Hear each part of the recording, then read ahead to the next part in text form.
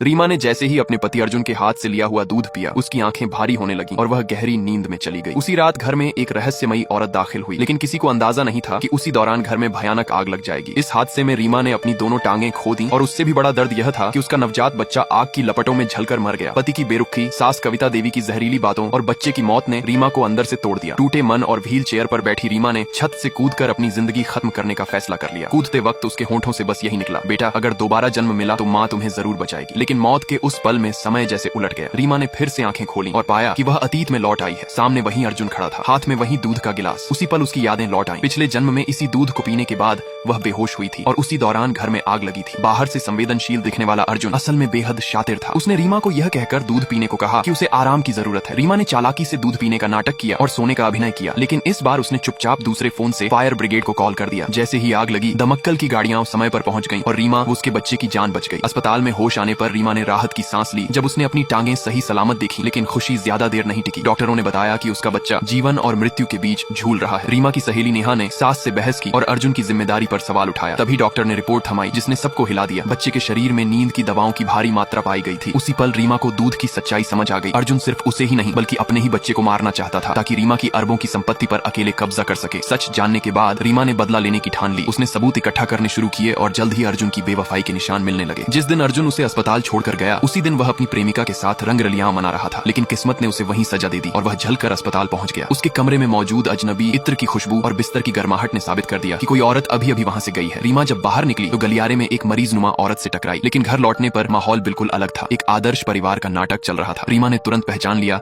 कि वही औरत अस्पताल वाली थी। खाने की मेज पर बिना शोर के असली और नकली पत्नी के बीच जंग छिड़ गई। रीमा ने शांति से अपनी जगह साबित की और एक कटोरी दलिया और शहद के पानी से उस औरत को चुप करा दिया। लेकिन कहानी यहीं खत्म नहीं हुई। बाद में रीमा को अर्जुन की सहायक माया पर शक हुआ, खासकर उसकी महंगी हाई हील्स देखकर। मगर माया ने अपने मंगेतर को सामने लाकर शक को खत्म कर दिया और नौकरी छोड़ने की बात कह दी। जब रीमा को लगा कि वह गलत दिशा में जा रही है, तभी माया ने जाते जाते उसे एक अहम सुराग दिया। अर्जुन किसी महिला ग्राहक के बहुत करीब है। एक तस्वीर में दिख रही शर्ट की वही कफलिंक देखकर रीमा की सांस थम गई। ये कफलिंक वह अच्छी तरह पहचानती थी। तभी उसके मन में एक डरावना सवाल उठा, कहीं यह सब किसी